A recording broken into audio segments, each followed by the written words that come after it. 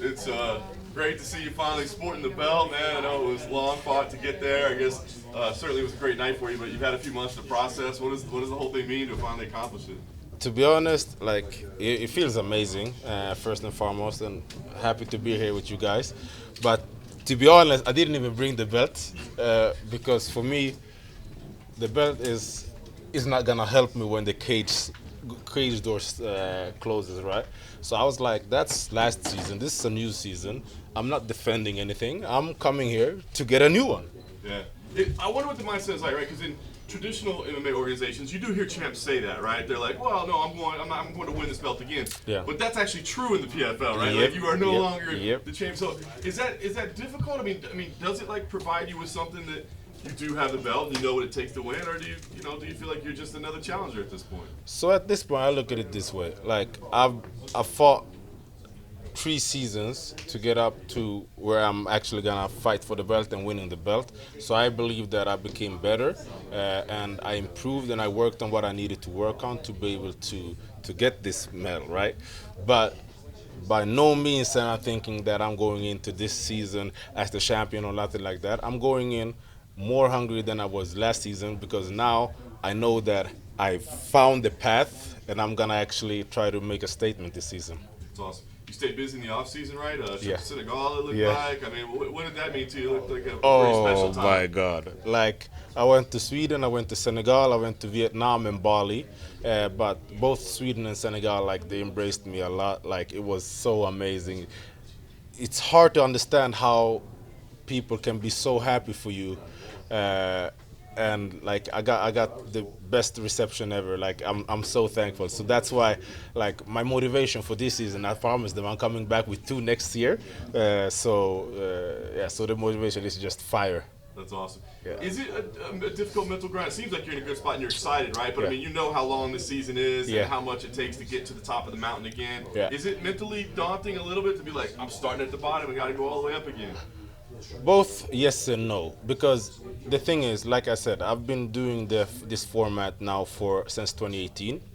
So I believe I know what it takes. I know like there's gonna be ups and downs. There's gonna be days that you more motivated than others, and vice versa, right?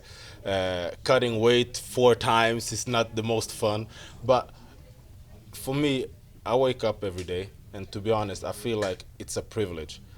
I'm here, I'm training, I'm healthy, and I have the opportunity to fight one more season, one more fight. So that's all I think about. Nice. Lesson three, I guess, talk about the first matchup. You have kind of a new name. Yeah. Have you had a chance to break him down? What challenges do you think he presents? What do you think about the fight? Yeah, like I believe he's a very nice guy. Always, like when we met, very respectful guy, and I like his style of fighting. I believe stylistically, you're gonna hear me say this, but I believe that stylistically is a good matchup for me. I'm taller. He's primarily a striker as well, and I believe that he wants to do things that I want to do, and that his style of not being that aggressive is not the best way to fight me, I believe. So on paper, I believe that this matchup is very good. Having said all of that, I believe that he's gonna come more motivated than ever. That's what I'm training for. So I have to be ready from the get-go, and my goal is to put a statement on. He had a bad showing his last fight, so I don't want him to gain any confidence. So look for a quick start this season. What was your first purchase? Oh, what was my first? So my first purchase was actually, I don't know how many tickets for my whole family to Senegal. We went there together. I believe we were like 20 people. We rent an amazing spot out there. So that was actually but I don't like I said before the finals, when I was asked what I was gonna do with the money and stuff like that if I were to win.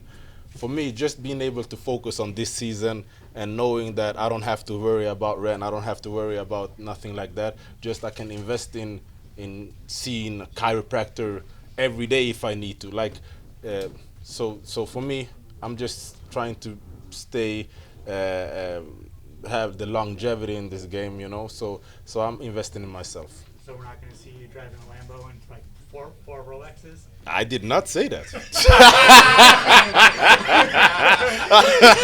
Did you guys hear me say that? All right. Yeah.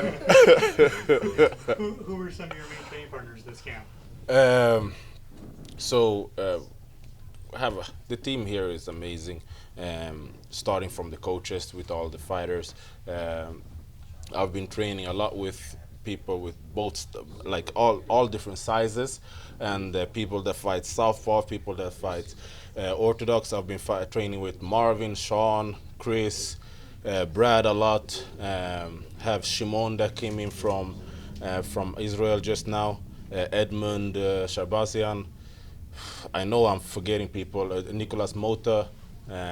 So I have so much, like so many great bodies, and like for me, I don't mind training with different body types, because even though we have a game plan, even though my trainers are working out, like it's a fight, anything can happen. So I believe it's good to be prepared for anything. Last question. How the hell did you make welterweight? I mean, it's just... Yeah. Like, I saw the food coming. They just brought in a lot of food, and I was like, yeah, this is just something else that I need to go through, like, mentally. Like, it's not fun, but it's part of, like, I fight for the Professional Fighters League. I'm a professional. I signed the contract that I was going to fight in 170, and that's what I'm going to do. 171. So, 171 for this one. So it's not fun, but to be honest, my partner, she helps me out a lot. Like she goes back and forth to Sweden. So now she went to Sweden last week. I already have meal preps already for 3 weeks, so I don't have to worry about nothing. So I get a lot of help, but it's not hard, it's boring, and you just have to stay consistent. Gotcha. Thank you. Yeah. Over here, you mentioned kind of a part of the benefit of having one and the money, it gives you kind of a little more peace of mind, and then you can also have things in your camp that maybe you wouldn't be able to afford before. Yeah. Does it make you more dangerous this time around, you think, because you have one, and now you can have more resources at your disposal? I believe so too. I believe so, like partly because of those reasons, but more so because in kickboxing and Muay Thai, I had, I believe, 90 fights. My record was around 85-5, something like that. I became a 4-time world champion. I knew what I needed to do when I stepped in there to find a way to win. Even though the fight is not going that way, okay, I need to try to do this.